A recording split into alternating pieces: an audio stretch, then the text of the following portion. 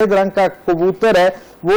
جو ہے وہ سفر کرتا ہوا مجھے فضا میں نظر آتا ہے، اور آپ کہتے ہیں کہ کبھی وہ زمین کے اتنے قریب آ جاتا ہے کہ اہل زمین خوش ہو جاتے ہیں اور اسے پکڑنا چاہتے ہیں، اس کی روشنی سے جو ہے وہ مستفید ہونا چاہتے ہیں، اور پھر وہ جو نور بکھیرتا ہوا کبوتر ہے کبھی اتنا فضا میں بلند ہو جاتا ہے کہ آسمان کا ایک ستارہ جو ہے اس کی شکل اختیار کر لیتا ہے۔ کہتے ہیں جب صبح میری آنکھ کھلی اور میں نے کچھ اللہ والوں کے سامنے اس کا احوال کیا تو انہوں نے مجھے یہ بشارت دی کہ ان قریب پروردگار عالم آپ کے گھر میں ایک ایسے بیٹے کو پیدا کرے گا جو آگے چل کے پوری امت کے لیے نہیں بلکہ ساری انسانیت کے لیے جو ہے وہ خیر کا، ہدایت کا، رہنمائی کا ذریعہ بنے گا۔ یوں حضرت اقبال کی پیدائش سے پہلے ہی گویا ان کے گھر کے اندر وہ جو ایک مذہبی ماحول تھا انہوں نے ایک بچے کی تیاری اور تربیت کرنا شروع کر دی۔ تربیت، اب ہم بات کرنے جا رہے ہیں تربیت کے لیے، اور آپ نے اس کا ریفرنس دیا کہ گھر میں جو ماحول تھا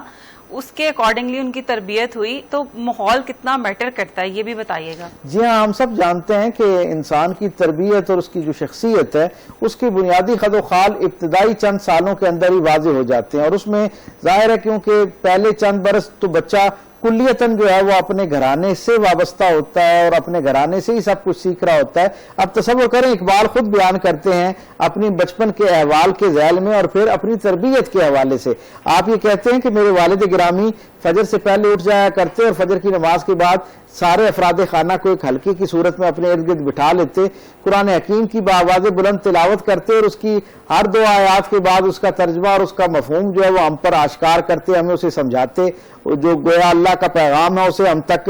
آسان الفاظ میں کنوے کرنے کے لیے جو ہے وہ گفتگو کرتے۔ کہتے ہیں ایک دن اسی طرح کا ہمارے گھر کے اندر ماحول موجود تھا، میرے والد گرامی قرآن حکیم کی تلاوت کر رہے تھے کہ اچانک ایک فقیر نے باہر آواز دی، صدا لگائی۔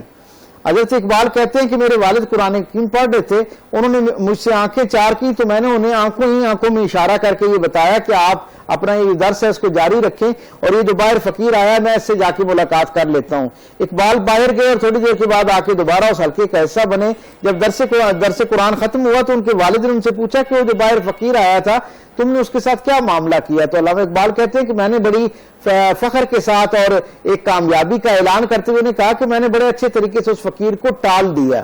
کہتے ہیں جیسے ہی میرے والد نے میری یہ بات سنی نا تو میرے والد جو ہیں وہ تھوڑی دیر کے لیے خاموش ہوئے اور پھر ان کی آنکھوں سے آنسو جاری ہونا شروع ہو گئے اور وہ مسلسل ایک کیفیت میں چلے گئے۔ کہتے ہیں میں بڑا پریشان ہو گیا۔ اقبال کہتے ہیں میں نے تھوڑی دیر کے بعد اپنے والد سے پوچھا کہ میں نے ایسا کیا مجھ سے ہو گیا معاملہ کہ آپ کی طبیعت پر اتنا یہ گراں گزرا؟ وہ کہتے ہیں میرے والد گرامی نے کہا کہ مجھے اس لمحے کا خوف ہے کہ جب قیامت کے دن میں اپنے محبوب رسول صلی اللہ علیہ وسلم کے سامنے پیش ہوں گا اور حضور مجھ سے یہ پوچھیں گے کہ اے شیخ نور محمد، ہم نے اقبال کی شکل میں تمہیں ایک عظیم الشان خزانہ تربیت کے لیے دیا تھا جس نے آگے چل کے اس امت کے لیے جو ہے وہ ایک نظریہ سازی، ذہن سازی کا ذریعہ بننا تھا، تم نے اس کی کیسی تربیت کی کہ وہ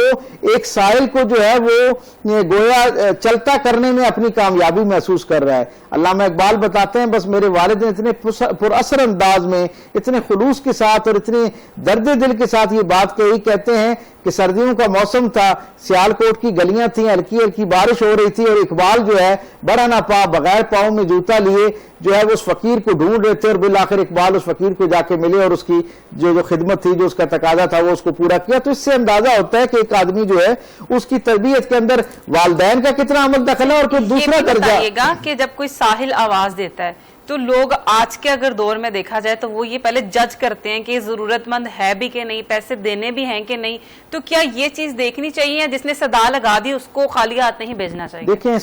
سخاوت کا اعلیٰ ترین درجہ تو یقیناً یہی ہے کہ جو آپ تک پہنچے،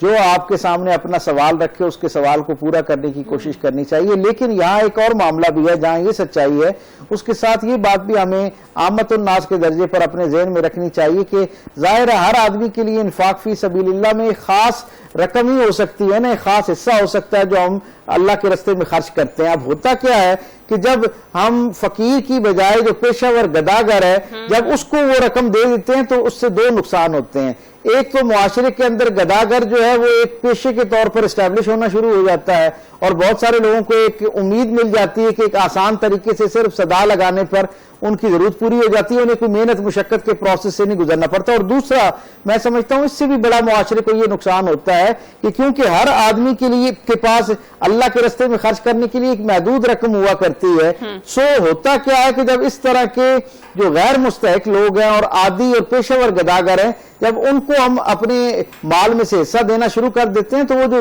حقیقی معنوں میں ضرورت مند ہیں، جن کے بارے میں قرآن حکیم یہ کہتا ہے کہ جو اپنی وزاداری کی وجہ سے اپنے ہاتھ جو ہیں وہ اپنی گردن سے جدا نہیں کرتے، یعنی کسی کے سامنے ہاتھ پھیلاتے نہیں ہیں، اور اپنی ایک جسے کہتے ہیں نا شرافت اور ایک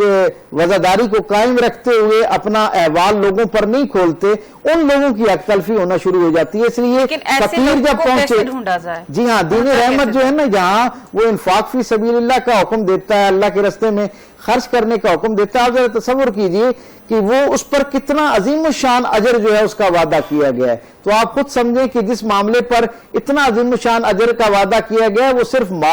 اپنے مال میں سے اللہ کے راستے پر اللہ کے نام کے لیے کچھ رقم کو نکال دینے پر وہ اجر نہیں ہے، بلکہ میری اور آپ کی ذمہ داری اس وقت پوری ہوتی ہے اور ہم اس اجر کے اس وقت مستحق ہوتے ہیں جب ہم مال نکالنے کے ساتھ ساتھ وہ جو حقیقی ضرورت مند ہے ہمارے گرد و پیش کے معاشرے کے اندر، جو قرآن حکیم کی ذیل میں ہم تک جو اس کی ترجیحات کی ایک لسٹ اور ایک فہرست ہم تک پہنچی ہے، جب تک ہم اس کے ذیل میں ان لوگوں کو پرکھ کر اور خود ڈھونڈ کر ان تک نہیں پہنچتے، اس وقت تک اللہ کے وہ وعدے جو سخاوت کے ساتھ وابستہ ہیں، جو اللہ کے راستے میں خرچ کرنے کے ساتھ اللہ کی جو بشارتیں وابستہ ہیں، ہم اس کے حقدار نہیں ہو پاتے۔ سو میں یہ سمجھتا ہوں کہ دین رحمت نے اللہ کے راستے میں خرچ کرنے کے ساتھ ساتھ یہ ذمہ داری بھی آپ پر اور مجھ پر لگائی ہے کہ ہر آنے والے کو نہ دے دیا جائے، بلکہ جو ضرورت مند ہے اور جس کا زیادہ حق ہے اس تک پہلے پہنچا